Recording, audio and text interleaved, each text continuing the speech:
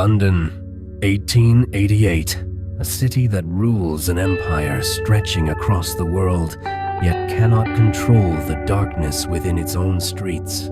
At night, the fog rolls in from the Thames like a living thing. It wraps itself around gas lamps, crawls into narrow alleys, and swallows the sound of footsteps.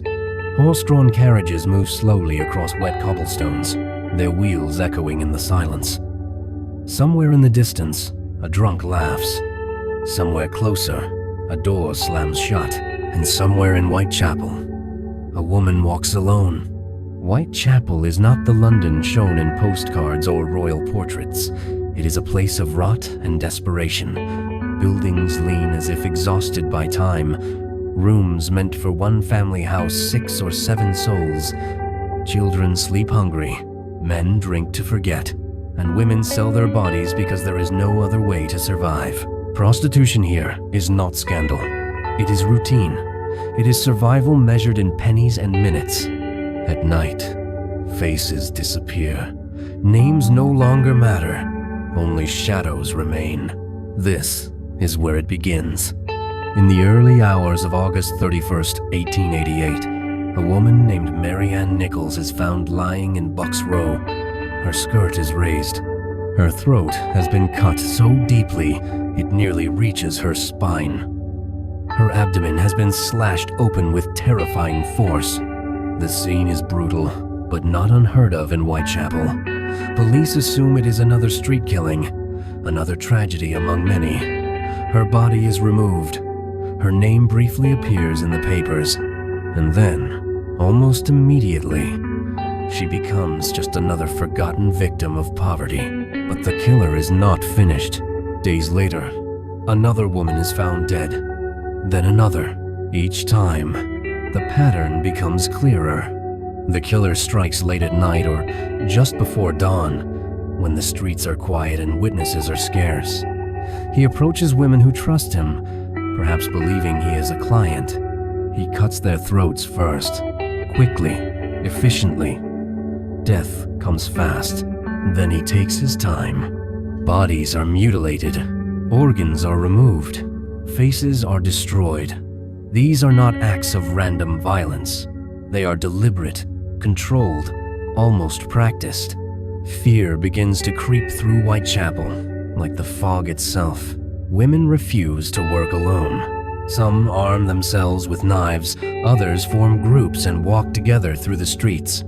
Men organize patrols, carrying sticks and lanterns, convinced they can catch the killer themselves. They never do. Doctors who examine the bodies notice something unsettling. The cuts are not wild or clumsy. Some incisions suggest knowledge of human anatomy. This sparks rumors that spread faster than the facts. Is the killer a surgeon? A medical student? A butcher accustomed to cutting flesh? Or is he simply a man who has done this before? No one can agree. As the murders continue, the newspapers become obsessed. Headlines scream of a monster stalking London. Reporters compete to publish the most shocking details. Sketches of suspects flood the pages. The public consumes every word. And then, the letters arrive. At first, they seem like cruel jokes. Many are clearly hoaxes, written in sloppy handwriting by people seeking attention. But some letters feel different. They taunt the police. They mock the investigation. And one name begins to appear again and again. Jack the Ripper. The name sticks.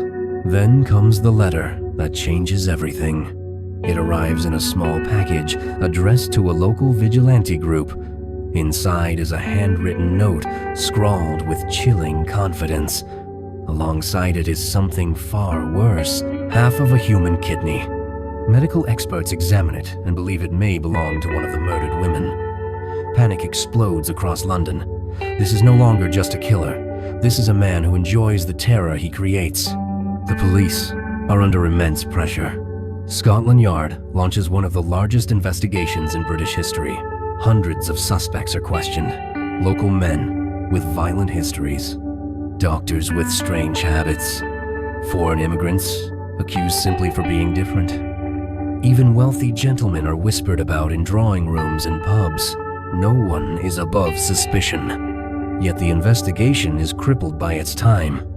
There are no fingerprints, no DNA, no cameras. Witnesses give conflicting descriptions. Evidence is mishandled or lost entirely. And always, the fog returns. The killer seems to move effortlessly through it, appearing and disappearing at will. He strikes where patrols are weakest. He vanishes before help can arrive. Then, suddenly, the murders stop. No final letter, no confession, no arrest. Jack the Ripper is simply gone. Weeks turn into months, months turn into years.